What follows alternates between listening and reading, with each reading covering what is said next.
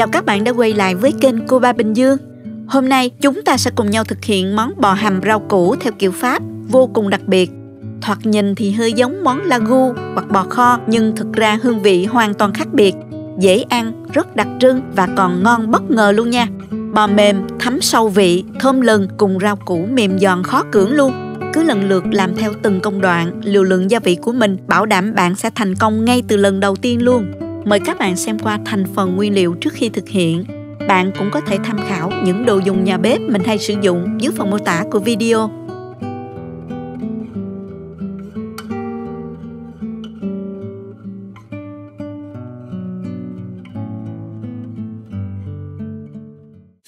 Đầu tiên mình sơ chế nguyên liệu.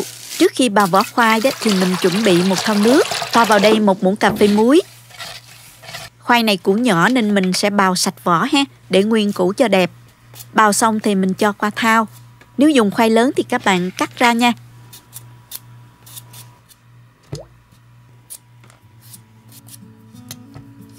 Cà rốt thì mình cũng bào sạch vỏ. Sau đó cắt cà rốt thành từng đoạn khoảng 5 cm rồi chẻ làm tư.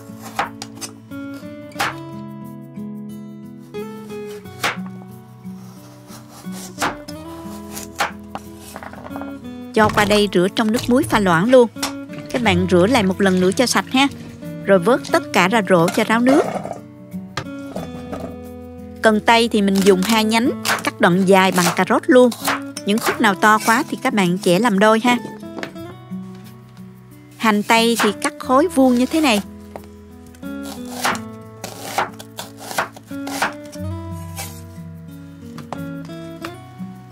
Món này hợp với rau mùi tây nên mình sắc nhuyễn thêm một ít mùi tây để rắc vào thành phẩm cho thơm nè. Bạn nào không có mùi tây thì mình có thể thay thế bằng ngò rí cũng được nha.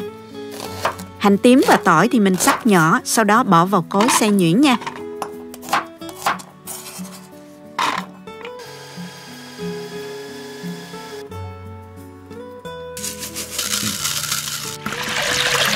Mình dùng thêm 100 g nấm linh chi trắng, cắt bỏ phần gốc.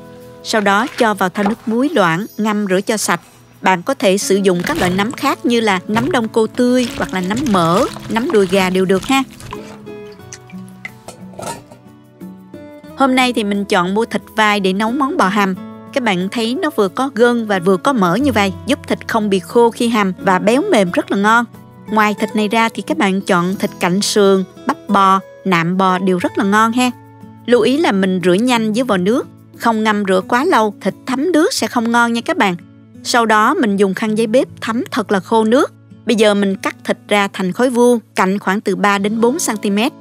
Mình cắt cỡ như vậy nè các bạn, không cắt nhỏ quá vì khi nấu bò nó còn teo lại nữa là vừa nha.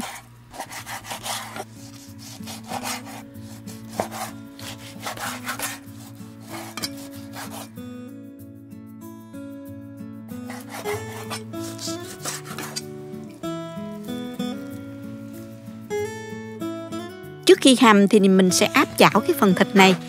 Cho vào chảo nửa muỗng canh dầu và 30 g bơ lạc.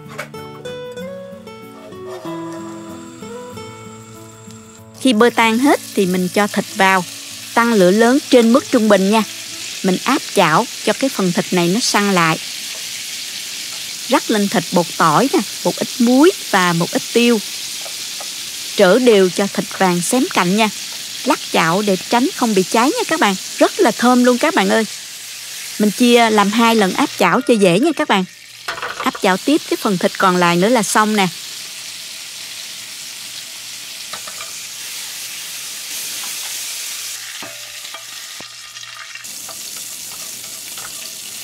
Bây giờ thì mình pha sốt gồm có nửa muỗng cà phê muối, 1 muỗng canh rưỡi hạt nêm, 3 muỗng canh dầu hào,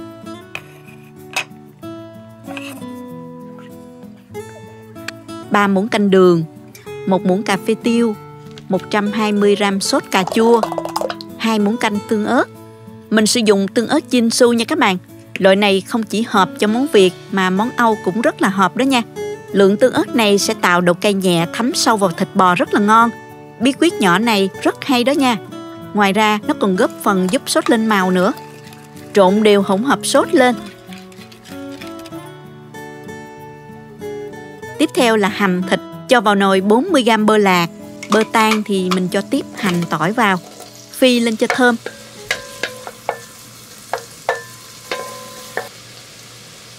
Khi nghe mùi thơm và hành tỏi săn lại thì mình tiếp tục cho lượng sốt đã pha sẵn vào. Xào lên cho gia vị tan. Sau đó mình cho vào 80ml rượu vang đỏ. Rượu vang sẽ giúp thịt bò nhanh mềm và thơm hơn khi hầm đó các bạn. Khuấy lên cho sốt nó hòa quyện vào nhau.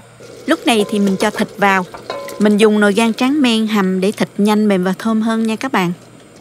Trộn đều cho thịt thấm sốt. Sau khi sôi khoảng 5 phút thì mình cho sốt cà chua còn lại vào cái tô này và cho vào 700ml nước để tráng tô luôn ha. Cho hết vào nồi luôn.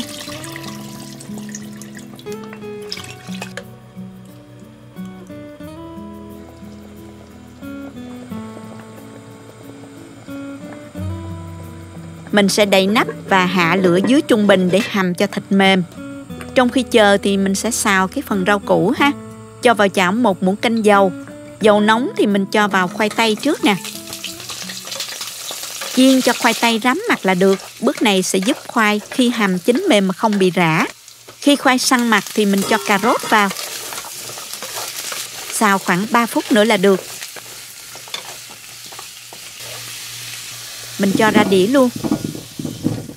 Còn lại dầu trong chảo thì mình tiếp tục cho hành tây xào thơm.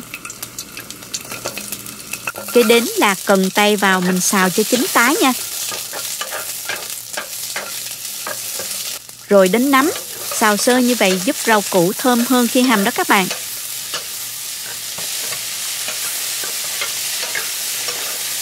Như vậy là được rồi nè, mình tắt bếp luôn ha. Quay lại với nồi hầm. Sau 40 phút thì thịt bò đã mềm rồi các bạn. Lưu ý là tùy theo từng loại thịt mà thời gian hầm sẽ khác nhau nha các bạn. Khi thấy bò đã mềm rồi thì mình cho rau củ vào. Khoai tây và cà rốt đã được chiên nên rất là nhanh chín. Mình chỉ cần hầm thêm 5 phút đến 7 phút nữa là mềm rồi. Thêm một chút bí quyết nhỏ nha. Lúc này thì mình cho thêm vào 1 muỗng canh tương ớt Chinsu. Tương ớt sẽ giúp nước dùng có thêm vị cay nhẹ, dậy mùi thơm giống như từ ớt trái luôn, rất là kích thích vị giác. Thêm 10g bơ lạc còn lại các bạn cho vào luôn. Phần rượu vang còn lại khoảng 40ml các bạn cho vào sau cùng. Tất cả sẽ giúp nồi bò hầm dậy mùi thơm lừng luôn các bạn. Cuối cùng mình cho nấm, cần tây và hành tây vào. Trộn đều và tắt bếp. Rắc ngò tây và tiêu nữa cho thơm nè. Mình đã hoàn thành xong món bò hầm rau củ kiểu Pháp. Rất ngon và hấp dẫn phải không các bạn? Mình múc ra tô và dùng thôi các bạn ơi.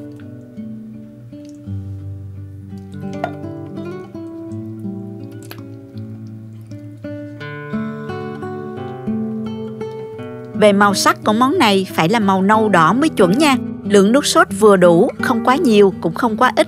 Có độ sánh nhẹ như vậy để chấm với bánh mì rất là ngon. Thịt bò mềm, thơm, rất là thấm vị. Đặc biệt có vị cay nhẹ từ tương ớt, hấp dẫn lắm luôn. Đó cũng là lý do vì sao mình thêm tương ớt vào công thức sốt. Ăn thịt riêng cũng thấy ngon nữa các bạn. Tương ớt Chinsu không chỉ hợp cho món Việt mà món Âu cũng rất là hợp đó nha. Ở Mỹ thì mình mua tương ớt Chinsu trên Amazon rất nhanh và tiện. Ai dùng tương ớt nhiều có thể chọn mua lốc 4 chai sẽ tiết kiệm hơn nha. Link mua sản phẩm thì mình có để bên dưới phần mô tả của video. Các bạn có thể vào tham khảo nha. Món này mình ăn kèm với bánh mì, với cơm đều rất là ngon nha. Hương vị đặc trưng rất riêng của bò hầm kiểu Pháp không thể lẫn vào đâu được.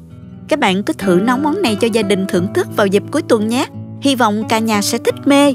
Nếu thích cách mình chia sẻ, cho mình một like. Nhớ bấm đăng ký và bấm vào cái chuông để xem nhiều video nấu ăn mới của mình. Các bạn cũng có thể truy cập website cobaBinhdương.com để xem công thức nấu ăn dưới dạng bài viết. Cảm ơn các bạn đã xem hết video. Chào tạm biệt và hẹn gặp lại các bạn ở video kỳ tới nha.